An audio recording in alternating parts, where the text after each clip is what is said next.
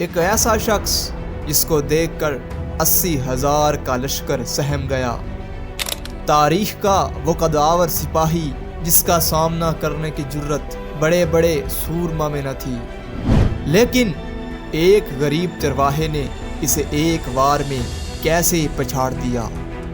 وہ چرواہا کون تھا اور اس دیو کا خاتمہ کیسے ہوا؟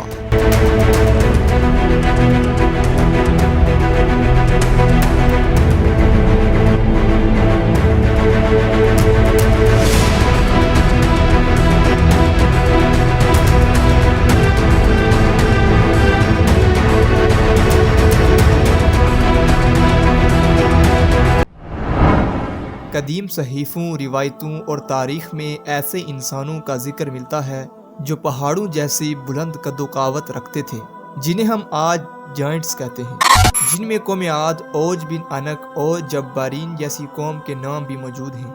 یہ کوئی الگ مخلوق نہیں بلکہ یہ انسانوں کی طرح قد و قامت اور شکل و صورت رکھتے تھے۔ انہی جائنٹس میں ایک نام جالوت کا بھی ملتا ہے، جس کا ذکر قرآن مجید میں تفصیل سے آیا ہے، جبکہ بائبل میں اسے گولیت کے نام سے پکارا گیا ہے۔ جالوت کے متعلق جاننے سے قبل ہمیں یہ جاننا ہوگا کہ بنی اسرائیل کے حالات حضرت موسیٰ علیہ السلام کے بعد کیسے تھے۔ بنی اسرائیل کا نظام یوں چلتا تھا کہ ہمیشہ ان لوگوں میں ایک بادشاہ ہوتا تھا جو ملک کے نظام کو چلاتا، اور ایک نبی ہوتا جو نظام شریعت اور دینی امور کی ہدایت اور رہنمائی کیا کرتے تھے۔ اور دستور یوں چلتا تھا کہ بادشاہی یہودا ابن یعقوب کے خاندان میں رہا کرتی تھی اور نبوت لادی بن یعقوب کے خاندان میں رہا کرتی تھی۔ لیکن ایک زمانہ ایسا آیا کہ بنی اسرائیل میں کوئی بادشاہ نہ تھا۔ اس وقت ان میں حضرت شموئیل علیہ السلام نبوت کے عہدے پر فائز تھے۔ اس وقت بنی اسرائیل کے پڑوس میں ایک بربر قوم آباد تھی جسے کنانی یا امالکا کہا کرتے تھے۔ انہوں نے بنی اسرائیل کے علاقے پر لوٹ مار اور حملے کرنے شروع کر دیے۔ یہ بربر قوم فلسطین اور مصر کے علاقوں میں آباد تھے۔ ان کا ایک سردار بھی تھا جس کا نام جالوت تھا۔ جالوت نے بنی اسرائیل والوں سے زمینیں چھین کر ان کو مالوت کر دیا تھا۔ ان کے بڑے بڑے سرداروں اور صالحین کو بھی قید کر دیا تھا اور بنی اسرائیل والوں سے خراج وصول کیا کرتا تھا۔ قوم امالکا نے تابوت سکینہ بھی بنی اسرائیل والوں سے چھین لیا، جو یہودیوں کے لیے ایک بابرکت صندوق تھی۔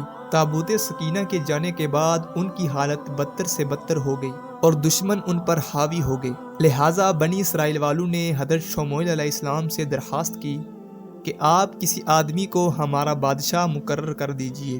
آپ علیہ السلام نے اللہ کے حکم کے مطابق طالوت کو بادشاہ بنا دیا، جو بنی اسرائیل والوں میں سے سب سے زیادہ طاقتور اور عالم تھے، لیکن وہ بہت ہی غریب اور مفلس تھے۔ چمڑا پکا کر اور بکریوں کو چرا کر اپنی زندگی بسر کیا کرتے تھے۔ اس پر بنی اسرائیل والوں کو اعتراض ہوا کہ طالوت شاہی خاندان میں سے نہیں ہے، لہٰذا یہ کیسے ہمارا بادشاہ ہو سکتا ہے؟ اس سے زیادہ بادشاہت کے حقدار تو ہم ہیں، کیونکہ ہم لوگ شاہی خاندان میں سے تعلق رکھتے ہیں۔ بنی اسرائیل والوں کی یہ باتیں سن کر حضرت شموئیل علیہ السلام نے یہ جواب دیا: اللہ تبارک و تعالیٰ نے اسے تم پر چن لیا ہے اور اسے علم اور جسم میں طاقت عطا کی ہے، اور اللہ اپنا ملک جسے چاہے دے، اور اللہ وسعت والا اور علم والا ہے۔ اس کی بادشاہی کی نشانی یہ ہے کہ تمہارے پاس تابوت سکینہ آ جائے، جس میں تمہارے رب کی طرف سے دلوں کا چین ہے۔ لہٰذا طالوت کے بادشاہ بننے کے بعد فرشتے اللہ کے حکم سے اس تابوت سکینہ کو بنی اسرائیل والوں کے پاس لے آئے، جس سے لوگوں کو ان کی بادشاہت اور نبی کی سچائی کا یقین ہو گیا۔ بادشاہ بننے کے بعد حضرت طالوت نے بنی اسرائیل والوں کو جالوت کے خلاف اٹھ کھڑے ہونے کی دعوت دی۔ جب حضرت طالوت نے بنی اسرائیل کے لشکر کو اس ظالم جالوت سے مقابلے کے لیے بیت المقدس سے روانہ ہوئے تو ان کے لشکر کی اس طرح سے آزمائش ہوئی کہ راستے میں انہیں ایک نہر ملا۔ یہ نہر اردن اور فلسطین کے درمیان میں واقع تھا۔ انہیں اس وقت سخت پیاس بھی لگی ہوئی تھی، لیکن اللہ نے حکم دیا کہ جو میرے بندے ہیں وہ اس نہر سے پانی نہ پئیں، اور جو اس سے پانی پیے گا وہ نافرمان ہو جائے گا۔ لیکن جو شدید پیاسا ہو انہیں یہ اجازت ہے کہ وہ ایک چلو اپنے ہاتھ سے پانی پی سکتے ہیں۔ اس سخت گرمی میں سامنے پانی ہونے کے باوجود وہ پانی نہ پی سکتے تھے۔ یہ اللہ تبارک و تعالیٰ کی طرف سے ایک سخت آزمائش تھی۔ جو نافرمان لوگ تھے وہ بے صبر ہو گئے اور خوب پانی پیا، جس سے ان کے ہونٹ سیاہ ہو گئے اور ان کی پیاس اور زیادہ بڑھ گئی۔ انہوں نے قوم عمالقہ سے لڑنے کی ہمت بھی کھو دی، جبکہ فرما بردار بندوں نے حکم کے مطابق ایک چلو بھر پانی پیا۔ یہ ایک چلو پانی ہی ان کے لیے کافی ہو گیا اور ان کی پیاس بجھ گئی۔ ایک قول کے مطابق لشکر طالوت کی تعداد 80,000 تھی، جن میں سے صرف 313 لوگوں نے اللہ کی اطاعت کی اور پانی نہ پیا۔ اس مناسبت سے ہمارے پیارے آقا حضرت محمد صلی اللہ علیہ وآلہ وسلم نے غزوہ بدر میں صحابہ سے فرمایا کہ ہماری تعداد حضرت طالوت بادشاہ کے لشکر کے جیسی تھی، جس نے آپ کے ساتھ نہر پار کی اور دشمن پر غلبہ پایا تھا۔ جب بنی اسرائیل والوں نے نہر پار کی تو جالوت کی قوم سامنے کھڑی تھی۔ بنی اسرائیل نے ایلا کی وادی میں خیمہ گاڑ دیا اور وہاں جمع ہو گئے اور دونوں فوجیں آمنے سامنے کھڑے ہو گئے۔ تھوڑی دیر میں ان کا سردار جالوت، جو نہایت ہی قد آور اور طاقتور تھا، وہ میدان میں اترا۔ جالوت ایک پہلوان تھا، اس کا قد 6 ہاتھ اور 1 بالش تھا۔ وہ پیتل کا ذرہ پہنتا تھا جس کا وزن 5000 مسکان تھا۔ اس کے ہاتھوں میں ایک بھالا تھا جو لوہے کا تھا، جس کا وزن 600 مسکان تھا۔ وہ اپنے سر پر لوہے کی جو ٹوپی پہنتا تھا، اس کا وزن 30 رطل تھا۔ جالوت نے بنی اسرائیل کی قوم کو للکارا۔ جالوت اور اس کے لشکر کو دیکھ کر بنی اسرائیل والے سہم گئے۔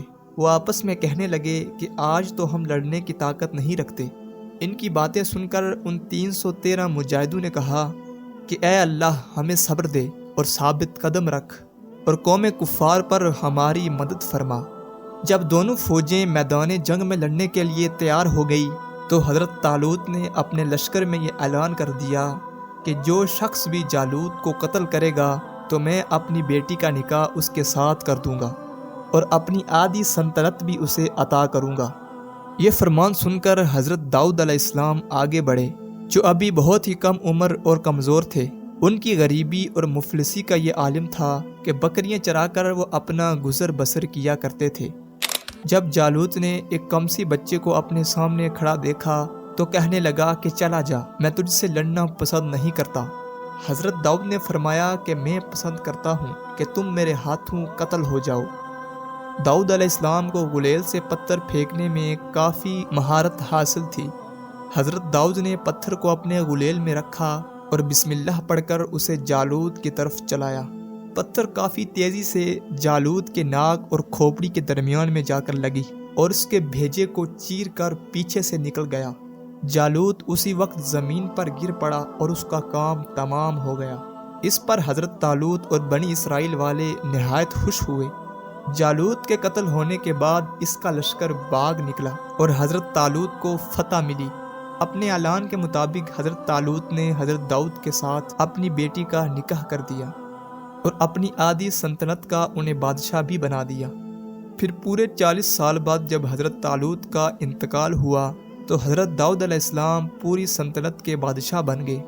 حضرت شموئیل علیہ السلام کے انتقال کے بعد اللہ نے آپ کو نبوت کے عہدے پر فائز کر دیا۔ حضرت داؤد بنی اسرائیل کی پہلی شخصیت تھے جنہیں بادشاہت اور نبوت دونوں عطا کی گئی تھی۔